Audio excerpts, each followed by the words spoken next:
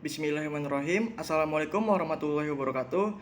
Halo guys, bertemu lagi dengan saya Aliudin Ilham. NIM saya 18720500035. Saya dari Prodi Pendidikan Ekonomi, Fakultas Ilmu Pendidikan, semester 3 Universitas Pancasakti Bekasi.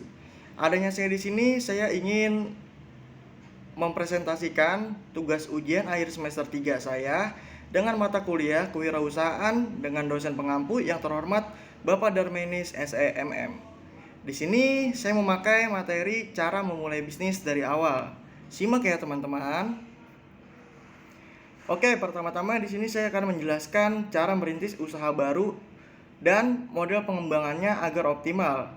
Pada dasarnya sebuah usaha dapat dijalankan dari awal dengan modal sendiri melalui cara mendirikan sebuah bisnis baru.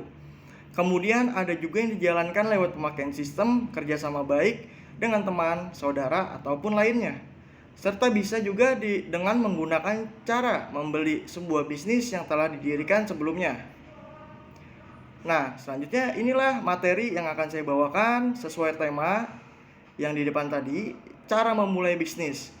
Bagi orang yang hendak merintis usaha baru dan model pengembangannya tentu sudah tidak asing lagi dengan yang namanya entrepreneur, di mana istilah tersebut dapat dipahami sebagai seseorang yang melakukan pengelolaan dan juga pengorganisiran, serta mempunyai keberanian untuk menghadapi resiko. Untuk itu, seorang pelaku usaha umumnya memiliki sebuah kemampuan dalam hal mengorganisir. Di samping itu juga harus cakap dalam bekerja, kemudian memiliki tingkat kreativitas yang cukup baik, dan yang terakhir adalah suka tantangan. Maka dari itu pilihan cara yang bisa dilakukan untuk memulai sebuah usaha adalah sebagai berikut. Ada 3 cara yang dapat dilakukan untuk memulai suatu usaha atau memasuki dunia usaha baru. Yang pertama yaitu merintis usaha baru atau biasa disebut starting, yang dimana poin ini perusahaan milik sendiri atau sole proprietorship, bentuk usaha yang dimiliki dan dikelola sendiri oleh seseorang.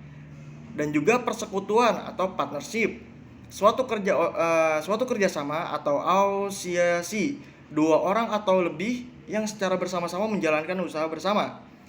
Dan selanjutnya perusahaan berbadan hukum atau corporation, perusahaan yang didirikan atas dasar badan hukum dengan modal saham-saham. Yang poin kedua yaitu dengan membeli perusahaan orang lain atau buying. Yang ketiga, kerjasama manajemen atau franchising. Yang pertama, di sini merintis usaha baru atau starting.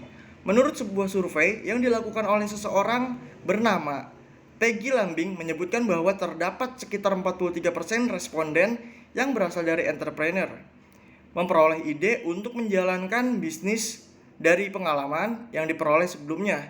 Sementara sebesar 46% dari responden memulai ide usaha lantaran hobi.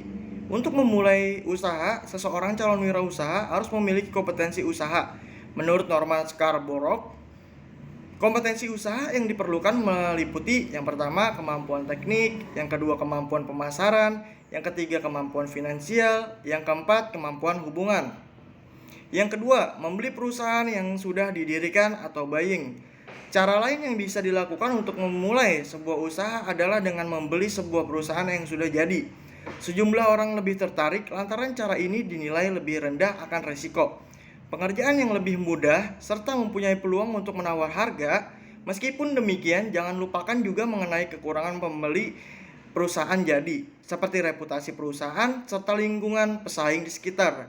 Banyak alasan mengapa seseorang memilih membeli perusahaan yang sudah ada daripada mendirikan atau merintis usaha baru. Antara lain yaitu risiko lebih rendah, yang kedua lebih mudah, yang ketiga memiliki peluang untuk membeli dengan harga yang dapat ditawar.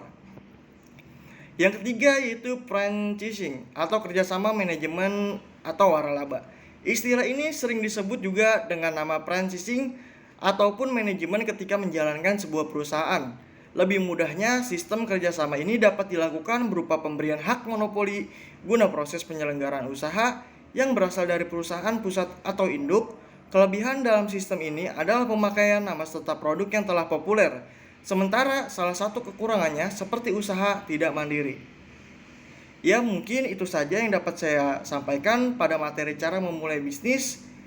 Untuk ini kurang lebihnya mohon maaf. Wabillahi taufiq wal hidayah. Sekian, terima kasih. Wassalamualaikum warahmatullahi wabarakatuh.